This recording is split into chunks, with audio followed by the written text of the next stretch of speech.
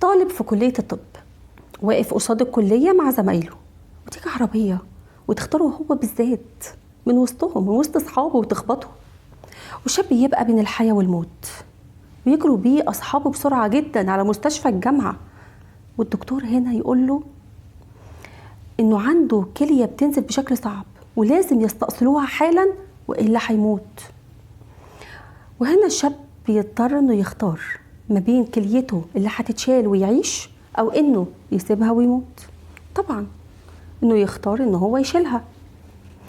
وبعد كم يوم وهو قاعد في أوضته مكتئب وحزين على نفسه، يدخل عليه الجراح اللي عمل له العملية ويقول له وهو مبتسم: تسمع عن القضاء والقدر؟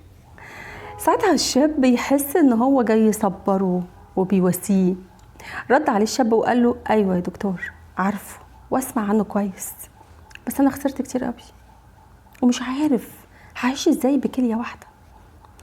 ساعتها الدكتور قال له: على فكرة أنا كنت زيك كده بالظبط، أسمع عن القضاء والقدر لحد ما شفته معاك بعينيا في غرفة العمليات. أصل احنا واحنا بنعمل لك العملية لاحظنا وجود حاجة غريبة في الكلية بتاعتك اللي احنا شلناها وبعتناها المعمل عشان تتحلل ونشوف ايه اللي موجود في كليتك ده. ونتيجة التحاليل ظهرت سبحان الله، طلع ان في كليتك خلايا، بداية تغييرات في الخلايا بتاعت كليتك في سكة نشاط سرطاني، واللي كان استحالة ان احنا نقدر نكتشفه الا في مرحلة متأخرة جدا، وكان صعب معاها جدا جدا ان احنا نلاقي علاج. العلاج كان مستحيل وحياتك كانت هتبقى هي التمام. الطالب بص للدكتور وقال له: انت تقصد يا دكتور ان العربية اختارتني انا بالذات وحددت مكان الضربة بالظبط عشان انا اخد فرصة تانية للحياة؟ الدكتور قال له: انت متخيل ان ده ممكن يكون صدفة؟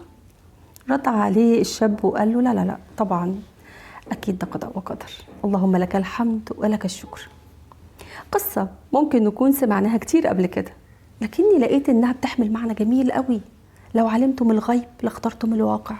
مين فينا ما حصلش في حياته مشكلة او اتعرض لأزمة وبعد مرور الوقت اكتشف انها كانت منحة من ربنا عز وجل، فرصة لحياة جديدة؟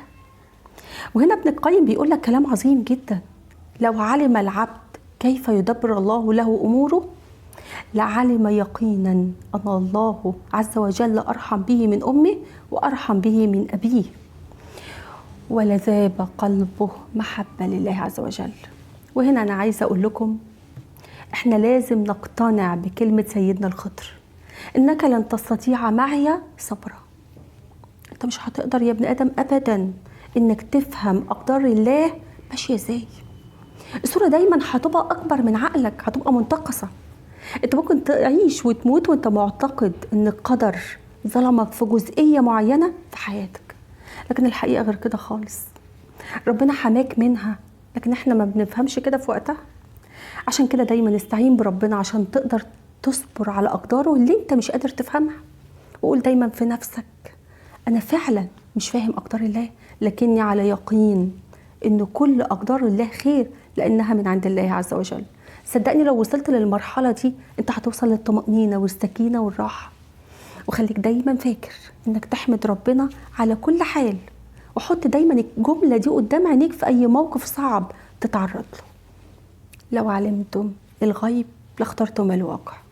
تعالوا ندعي مع بعض ونقول لربنا: ربي اختار لي ما تراه خيرا لي، ربي آمنت بقضائك وقدرك فأكفني شر ما يكون قبل أن يكون. آمين آمين يا رب العالمين. ربنا يتقبل.